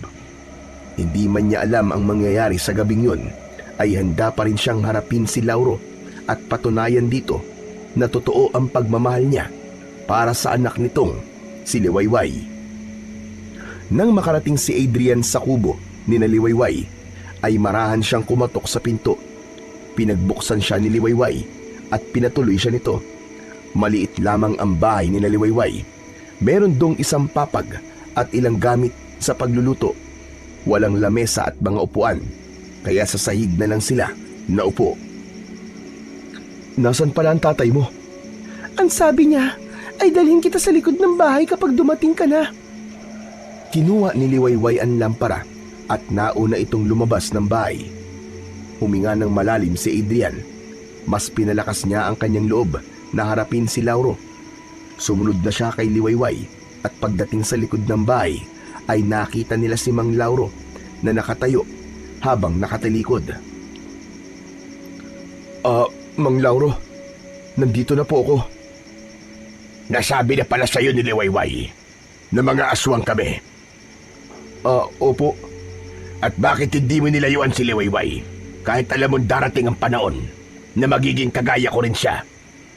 Dahil mas malaki po ang pagmamahal ko sa anak nyo, kaya tanggap ko po kung ano siya.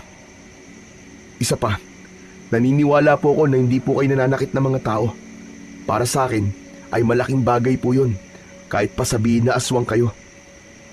Humarap si Mang Lauro kina Adrian at Liwayway. Habang naglalakad ito, palapit, ay mabilis na nagbago ang anyo nito. Naging parang paniki ang itsura ni Mang Lauro. Tinubuan ito ng dalawang malalaking pakpak sa likod. Nanlamig si Adrian. Sa kabila ng takot, ay hindi siya natinag sa kanyang kinatatayuan. Inilapit ni Mang Lauro ang muka nito sa muka ni Adrian. Magmasdan mong mabuti ang aking anyo. Darating ang panahon na magiging ganito rin ang itsura ni Liwayway. Mamahalin mo pa rin ba ang anak ko kahit isa na siyang ganap na aswang? Gaya po na sinabi ko kanina, ay tanggap ko po si Liwayway kahit sino o ano pa siya. Wala po akong pakialam kung maging aswang pa siya na kagaya nyo. Maraang inilayo ni Mang Lauro ang mukha nito kay Adrian. Muli itong bumalik sa pagiging tao. Humahanga ako sa iyo, Adrian. Bihira ang lalaking kagaya mo. Ngayon ay pinapayagan ko na ang relasyon nyo ng aking anak. Ngunit isang bagay lang ang hihilingin ko sa iyo. Huwag na huwag mong paiiyakin o sasaktan si Liwayway. Sa oras na gawin mo yon, ay hindi mo magugustuhan ang gagawin ko sa iyo. Hindi ako pumapatay ng tao, pero kaya kong pumatay kapag si Liwayway na ang naargabyado. Nangangako po ako sa inyo, Mang Lauro. Wala po akong ibang gagawin kundi ang mahalin lang si Liwayway. Hindi ko po siya sasaktan. Isang marahang tango ang isinagot ni Lauro at naglakad na ito papunta sa loob ng kubo. Nagyakap ng maigpit sina Adrian at Liwayway. Napakasaya nila dahil sa wakas ay hindi natutol si Mang Lauro sa kanilang pag-iibigan. Ibig sabihin ay hindi na nila kailangan magtago rito at malaya na silang ipahayag ang kanilang pag-ibig sa isa't isa. Simula noon ay hindi na kailangang itago ni na Adrian at Liwayway ang kanilang pag-iibigan sa lahat, lalong-lalo na kay Mang Lauro. Malaya na silang nakakapaglakad habang magkahawak ang kanilang mga kamay at nakakapagharutan na rin sila habang naliligo sa ilog. Sa unang pagkakataon ay nakita ni Adrian si Liwayway na ngumiti ng walang takot o pag-aalinlangan. Si Pablo naman, na dating tutol sa relasyon ni na Adrian at Liwayway, ay wala nang nagawa kundi tanggapin na talagang nagmamahalan na ang dalawa. Isang hapon, habang mag-isang nakaupo si Adrian sa labas ng bahay ni na Pablo, ay lumapit sa kanya si Pablo at inabot ang isang stick ng banana Q. O Chong, magmerienda ka na muna. Salamat, Chong, ha. Tamang-tama to. Kasi medyo gutom na ako eh. Chong, alam mo bang pinag-uusapan ka ng ilang tao rito sa baryo? Ang sabi nila, aswang daw ang girlfriend mo. Eh ano naman kung aswang si Liwayway? Ang importante ay hindi sila nananakit ng tao. Saka wala akong pakialam sa mga sinasabi ng mga tao rito. Hindi naman ako magiging masaya kung palagi kong papakinggan ang mga opinyon nila eh. Grabe, ibang-iba ka na talaga ngayon, Adrian. Kahit ako hindi nga rin makapaniwala na magagawa ko magbago eh. Sa totoo lang nung una, bala ko talagang paglaruan lang si Liwayway. Pero hindi ko alam kung bakit biglang nag-iba ang ihip ng hangin at bigla ko naging seryoso sa kanya. Hay nako, iba talaga nagagawa ng pag-ibig. Pero maiba ako, Chong. Hindi naman sa binabasag ko ang kasiyahan mo ngayon kasi girlfriend mo na si Liwayway. Paano nga pala yung babaeng nabuntis mo sa Maynila? Nasabi mo na ba kay Liwayway ang tungkol sa bagay na yon? Biglang natahimik si Adrian sa tanong na yon ng kanyang kaibigang si Pablo. Naalala niya ang problemang kanyang tinakasan na hanggang sa sandaling yon ay hindi pa niya nabibigyan ng solusyon. Sa totoo lang nakalimutan ko na ang bagay na yun dahil kay Liwayway. Pero parang hindi pa ako handang sabihin kay Liwayway ang tungkol dun. Baka kasi magalit siya kung ano pa ang isipin niya tungkol sa akin eh. Baka isipin niya na gagawin ko rin yun sa kanya. Yun bang kapag nabuntis ko siya ay bigla na lang ako mawawala? Iyan ang wag na wag mong gagawin. Sigurado ko na kapag sinaktan mo si Liwayway ay magagalit sa iyo ng sobra si Mang Lauro. Pero sana'y magkaroon ka na ng lakas ng loob na harapin ang iniwanan mong problema sa syudad.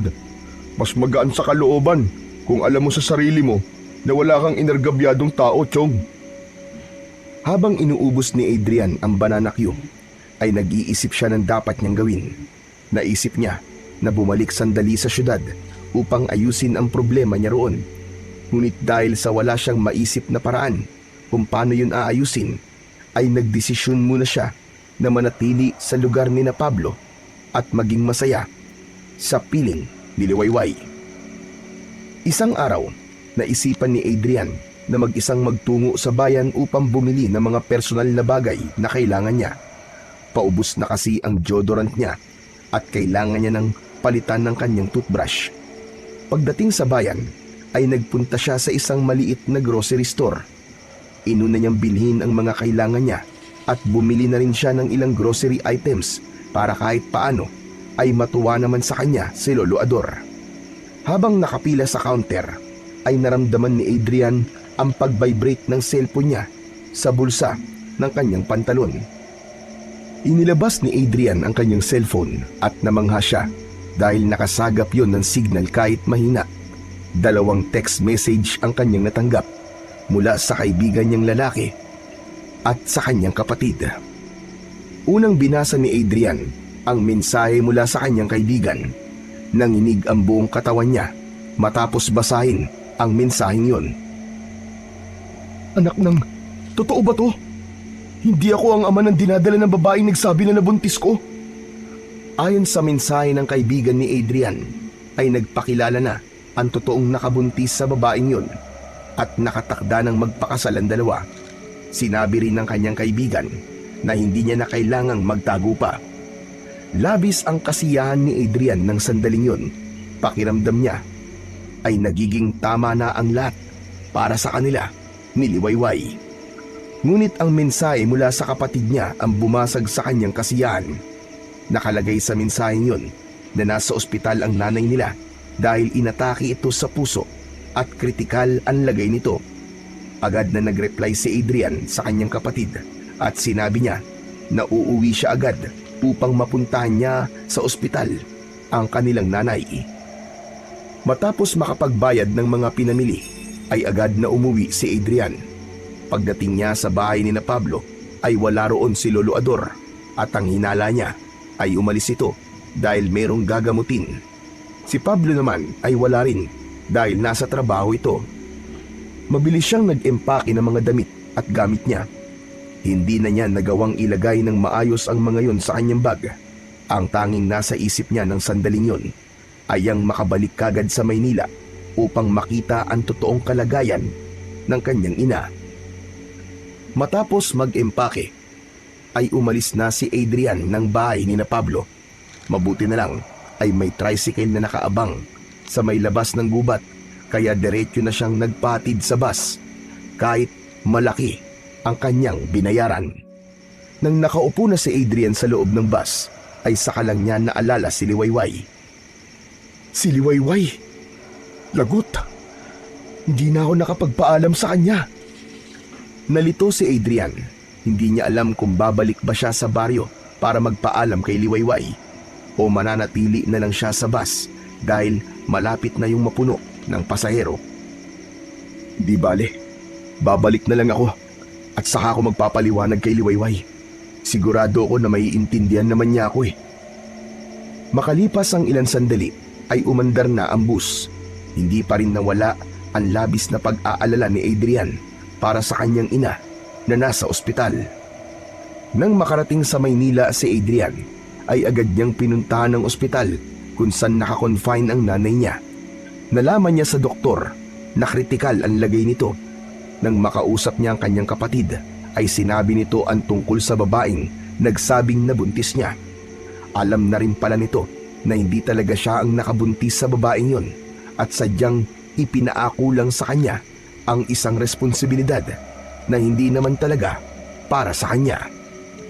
Matapos ang 2 linggo, ay gumuho ang mundo ni Adrian nang tuluyan ng pumanaw ang kanyang ina. 5 araw itong ibinurol bago inilibing.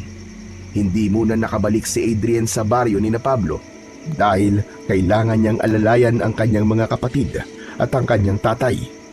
Alam niya na mas kailangan siya ng mga ito at patuloy siyang naniniwala na sa pagbabalik niya sa baryo ni na Pablo ay maiintindihan ni Liwayway kung bakit siya biglang nawala ng matagal. Halos 2 buwan ang nakalipas bago tuluyang nakabalik si Adrian sa baryo ni na Pablo. Gabi na nang makarating siya roon at gulat na gulat sina Pablo at Lolo Ador nang makita siya. Oh, ba't parang nakakita naman kayo ng multo? Ako to! Totoo ko! Hindi ako aparisyon! Adrian, nagbalik ka. Bakit? Ano bang akala mo? Hindi na ako babalik? Alam mo na hindi ako pwedeng hindi bumalik dahil nandito ang girlfriend ko. Hoy! Ikaw, Adrian! Akala mo ba ay masaya ko na nandito ka na naman? Wala ka talagang magandang pag-uugali. Umalis ka nang hindi man lang nagpaalam sa amin ang aking apo. Alam mo bang kung ano-ano nang naisip namin? Dahil pag-uwi namin ay wala ka na rito sa bahay. Naku, pasensya na po kay Lolo Ador. Biglaan po kasi talaga nangyari ng araw na yun eh. Nagpunta kasi ako noon sa bayan. Nakasagap po ng signal ang cellphone ko. At natanggap ko po ang text sa akin ng kapatid ko. Nasa ospital daw po ang nanay ko. Wala naman po kayo rito ni Pablo pag uwi ko. Kaya hindi na po ako nakapagpaalam sa inyo. Ganun naman pala nangyari, Lolo. Huwag ka na magalit kay Adrian. Kumusta na pala nanay mo? Magaling na ba siya? Nakalabas na ba siya ng ospital? Yun lang, Chong. Sa kasamang palad, wala na si Mama. Patay na siya. Napayuko si Adrian upang itago ang nagbabadyang luha sa kanyang mga mata. Maya-maya ay umangat ang mukha niya at isang pilit na ngiti ang pinakawalan niya. Oo nga pala, kailangan kong puntahan si Liwayway. Kailangan ko magpaliwanag sa kanya dahil paniguradong kung ano-ano na ang iniisip niya. Hindi kasi ako nakapagpaalam sa kanya nung umalis ako eh. Kasi talaga nagmamadali ako. At oo nga pala, Pablo, may magandang balita. Hindi ako ang ama ng baby na dinadala ng babaeng nagsabing nabuntis ko. Nagpakita yung totoong nakabuntis sa kanya. At ikakasal na sila sa susunod na buwan. Wala na akong dapat na ikatakot pa. Inilapag ni Adrian ang dala niyang bag sa sahig. Lalabas na sana siya nang biglang hinawakan ni Pablo ang braso niya. Sandali lang, Adrian. Pablo, kung may sasabihin ka sa akin, mamayang pagbalik ko na lang. Kailangan ko talagang makausap si Liwayway ngayon. Bukas mo na lang puntahan si Liwayway. Sasamahan pa kita kung nasan siya. Anong ibig mo sabihin? Lumipat na ba ng bahay si na Liwayway? Sundin mo na lang ang kaibigan mo, Adrian. Sa ngayon, ay magpahinga ka na lang muna. Nagtataka man, tila may laman ang mga sinabi ni na Pablo at Lolo Ador. Kaya sinunod na lamang niya ang dalawa. Napagtanto niya na mas maganda sa umaga na lang niya kausapin si Liwayway upang hindi na niya ito magambala pa kung sakaling tulog na ito ng oras na yon. Kinabukasan ng umaga ay maagang nagising si Adrian. Magala siyang kumain ng almusal kasabay ni na Pablo at Lolo Ador. Matapos kumain ay agad niyang inaya si Pablo na samahan siya sa bahay ni na Liwayway. Ngunit nagtaka siya nang sabihin ni Pablo na wala na si Liwayway sa bahay nito at sasamahan siya nito sa lugar kung saan naroon ang kanyang nobya. Kinakabahan si Adrian habang naglalakad sila ni Pablo. Walang imik ang kaibigan niya at hindi niya nagustuhan ang pananahimik nito. Makalipas ang ilang sandali ay nakarating na sila sa isang lugar na hindi inaasahan ni Adrian na pupuntahan nila ni Pablo. Nasa sementeryo sila ng baryong yon. Teka, Pablo. Anong ginagawa natin dito? Sumunod ka na lang sa akin at dadaling kita kay Liwayway. Basta, tatagan mo ang loob mo, ha? Patuloy na sumunod si Adrian sa kanyang kaibigan. Hindi na maganda ang pakiramdam niya ng sandaling yon. Huminto si Pablo sa tapat ng isang puntod na may lapida na nakasulat ang pangalan ni Liwayway. Nanginig ang buong katawan ni Adrian. Napaluhod siya sa lupa at sumabog ang luha niya habang hinahaplos ang malamig na lapida. Bakit? Ano nangyari, Pablo? Ano nangyari kay Liwayway? Nung umalis ka, nang walang paalam, ay hindi lang kami ni Lolo Ador ang nag-alala sa'yo. Mas sigit na nag-alala si Liwayway sa'yo. Araw-araw siya nagpupunta sa bahay para tanungin kung bumalik ka na. Wala naman kaming maibigay na sagot sa kanya kasi hindi rin namin alam kung bakit ka biglang umalis eh. Nang sabihin ko kay Liwayway na baka nagpunta ka sa Maynila, ay nagdesisyon siyang puntahan ka roon. Tsaka sa maampalad, nahulog sa bangin yung sinasakyan niyang bus at isa siya sa mga nasawi. Tuluyang napahagulgol si Adrian sa kanyang nalaman. Hindi siya makapaniwala na sa loob lang ng ilang buwan ay dalawang importanteng tao sa buhay niya ang nawala. Una ay ang kanyang ina at ang pangalawa ay si Liwayway. Kasalanan ko to. Kung nagpaalam lang sana ako sa kanya ng maayos, ay hindi niya maiisipang magpunta sa Maynila. Hindi sana siya na-aksidente. Kasalanan ko to! Kasalanan ko to! Wala kang kasalanan sa nangyari, Adrian. Hindi natin kontrol ang mga mangyayari. Patuloy na umiyak si Adrian sa harapan ng puntod ni Liwayway. Napakarami niyang plano para sa kanilang dalawa na hindi na magkakaroon ng katuparan. Labis siyang nalungkot sapagkat kung kailan nahanap na niya ang babaeng seseryosohin niya, ay nawala naman ito kagad sa kanya. Namumugto ang mga mata ni Adrian nang bumalik sila sa bahay ni na Pablo mula sa sementeryo. Hanggang sa sandaling yun ay hindi pa rin siya makapaniwala na wala na si Liwayway. Wala sa sarili na umupo siya sa mahabang upuan sa sala. Inabutan siya ng isang basong tubig ni Pablo pero hindi niya yun tinanggap. Tahimik lang na nakatingin si Lolo Ador sa kanya. Si Mang Lauro, kailangan ko siya makausap. Kailangan kong humingi ng tawad sa kanya. Mas makakabuti kung wag mo nang gawin ang sinabi mong yan. Pero bakit po, Lolo? Nang mamatay si Liwayway, ay walang ibang sinisi si Lauro kundi ikaw. Ikaw ang sinisisi niya kung bakit ginusto ni Liwayway na magtungo sa syudad. Nakipaglibing kami noon kay Liwayway at sinabi niya sa akin na wag lang niyang malalaman na nandito ka ulit sa aming baryo dahil talagang papatayin ka niya. Alam mo naman na isang aswang si Lauro at kayang-kaya niyang gawin ang sinabi niyang yon. Biglang naalala ni Adrian ang sinabi noon ni Mang Lauro sa kanya na kapag sinaktan niya si Liwayway ay papatayin siya nito kahit hindi ito pumapatay ng tao. Pero Lolo Ador, baka kapag kinausap ko siya at nagpaliwanag ako sa kanya ay maiintindihan niya ako. Kailangan ko rin po sigurong harapin ang galit ni Mang Lauro dahil totoong may kasalanan ako sa pagkamatay ni Liwayway. Kung gusto mo na sumunod kay Liwayway sa kabilang buhay ay gawin mo yan. Pero nararamdaman ko ang galit ni Lauro. Hindi nga lang yun basta galit, kundi puot na. Namatayan ng anak si Lauro at hindi natin alam kung ano ang kaya niyang gawin sa iyo. Adrian, mas makakabuti siguro na bumalik ka na sa Maynila at wag na munang bumalik dito. Pinag-isipang mabuti ni Adrian ang mga sinabi sa kanya ni Lolo Ador. Makalipas ang ilang sandali ay napagtanto niyang tama ito.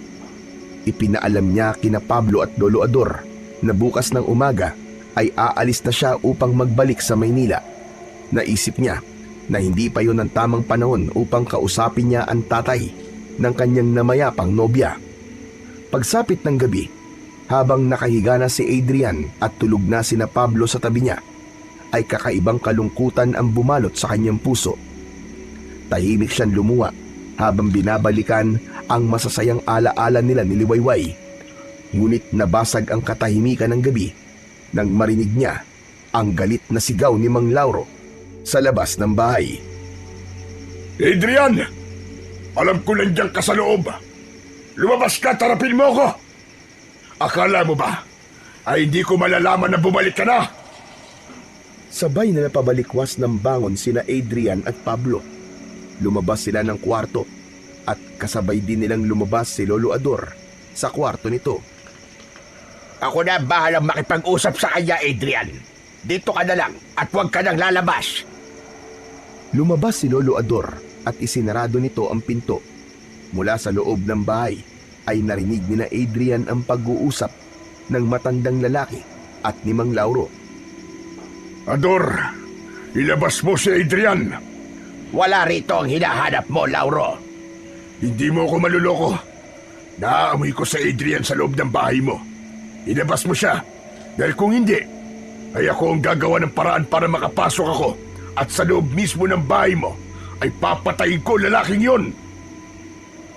Hindi na nakatiis si Adrian. Malalaki ang hakbang na tinungo niya ang pinto. Wala nang nagawa si Pablo para pigilan siya. Nang makalabas na siya ng bahay, ay agad na sumalubong sa kanya ang galit na muka ni Mang Lauro. Ikaw na hayop ka. Nangako ka sa akin na hindi mo sasaktan ang anak ko. Pero anong ginawa mo? Bigla ka na lang naglaho. Iniwan mo siya pagkatapos mo siyang pagsawaan. Mang Lauro, nagkakamali kayo. Makinig muna kayo sa akin.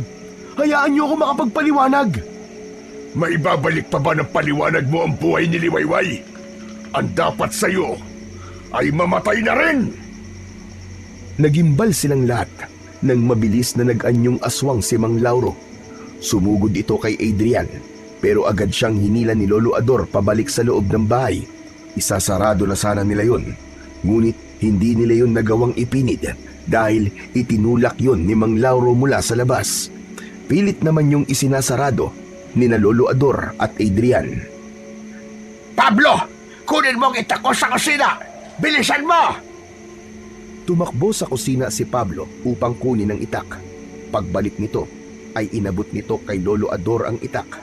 Ngunit sa pagkakataong yun, ay hindi na kinaya ni na Adrian at Lolo Ador ang lakas ng aswang na si Mang Lauro. Malakas nitong itinulak ang pinto at tuluyan na yung nabuksan. Napahiga sina Adrian at Lolo Ador sa sahig. Sinunggaban ni Mang Lauro si Adrian at nang pumaibabaw ito sa kanya, ay itinaas nito ang matutulis nitong mga kuko. Isinangga ni Adrian ang kanyang braso. Napasigaw siya nang maramdaman niya ang malalim na pagbaon ng mga kuko ng aswang sa kanyang balat. Sisiguraduhin ko na hanggang sa impyerno ay pagsisisihan mo ang ginawa mo sa anak ko! Sasakmalin sana ni Lauro si Adrian, pero bigla itong tinaga ni Lolo Ador sa likod. Malakas na napasigaw si Mang Lauro at dumagundong sa apat na sulok ng bahay ang sigaw nito. Malakas na sinipa ni Lolo Ador sa muka ang aswang. Umalis si Mang Lauro sa ibabaw ni Adrian upang harapin ang matandang lalaki. Sunod namang kumilos si Pablo na dala ang isang garapon ng asin. Walang tigil nitong sinabuyan si Mang Lauro. Nalapnos ang balat ni Mang Lauro at napaatras ito habang sumisigaw. Agad namang nilapitan ni Lolo Ador si Mang Lauro at nang akmang tatagain ng matandang aswang, ay mabilis na hinawakan ni Adrian ang kamay ni Lolo Ador. Wag, Lolo Ador! Wag mo siyang papatayin! Kung hindi niyo ako papatayin, ay ikaw ang papatayin ko, Adrian! Isasama ko na rin ang matandang lalaki na yan! Tinignan ni Adrian si Mang Lauro diretso sa mata nito. Nagsimulang malaglag ang luha niya. Mang Lauro, hindi ko po gustong mamatay si Liwayway. Nagmamadali po akong umalis doon dahil nasa ospital po nanay ko. Totoong mahal ko po ang anak nyo. Hindi po ako babalik dito kung hindi ko siya mahal. Pero kung ang kamatayan ko magiging dahilan para gumaan ang kalooban nyo, sige, patayin nyo na ako ngayon. Pero wag niyo na pong idamay pa sina Lolo Ador at Pablo. Maniwala po kayo. Mahal na mahal ko po ang anak nyo. Mahal na mahal ko po si Liwayway. At gaya nyo, ay sobra rin po ako nasasaktan sa pagkawala niya. At kung talagang iniisip niyo na may kasalanan ako sa nangyari sa kanya, patawarin niyo po muna ako sana, bago niyo ako patayin. Matapos magsalita ni Adrian, ay unti-unting bumalik sa pagiging tao si Mang Lauro. Walang tigil ang pag-agos ng luha nito habang matiim na nakatingin kay Adrian. Marahang tumayo si Mang Lauro at walang imik na lumabas ng bahay na yon. Napaluhod si Adrian sa sahig. Napahagulgulo siya kahit walang sinabi si Mang Lauro sa kanya bago ito umalis. ay naramdaman niya ang pagpapatawad nito. Pagsapit ng umaga, ay umalis na si Adrian sa baryo ni na Pablo at bumalik siya ng Maynila. Dala ang alaala ni Liwayway. Kusang nagbago si Adrian at simula noon ay hindi na siya nanloko pa ng babae. Ipinagpatuloy niya ang kanyang buhay at nag-focus siya sa kanyang trabaho upang kahit paano ay sandali niyang makalimutan ang pagkawala ng babaeng pinakamamahal niya na si Liwayway. Makalipas ang 3 taon, muling pumasok ang pag-ibig sa buhay ni Adrian. Isang babae ang muling nagpatibok ng kanyang puso. Nang magpakasal sila, ay hindi niya kinalimutan na imbitahan sina Pablo at Lolo Ador. Ayon sa dalawa, matapos ang gabi na umatake sa kanila si Lauro, ay umalis na ito sa baryo at walang nakakaalam kung saan ito nagtungo. Masayang namuhay sina Adrian at ang kanyang asawa sa Maynila. Hindi nagtagal ay binihiyaan sila ng isang anak na babae na pinangalanan niyang Liwayway. Nang ito ay binyagan, ay inimbitahan niya sina Pablo at Lolo Ador dahil na rin sa pangako nila sa isa't isa na kung sino ang unang magkakaanak ay magiging ninong ng kanilang anak. Ikinuwento niya rin sa kanyang asawa ang tungkol sa babaeng inibig niya sa baryo na anak ng isang aswang. Naintindihan naman ito ng asawa niya. Lalong humanga ang asawa niya sa kanya dahil sa pagiging totoo nito. Naging maayos ang kanilang pagsasama kasama ang kanilang anak at nabuhay sila na puno ng pagmamahalan at pangunawa sa isa't isa. Nagtutulungan upang abutin ang mga pangarap nila sa buhay para sa kinabukasan ng kanilang mga magiging anak.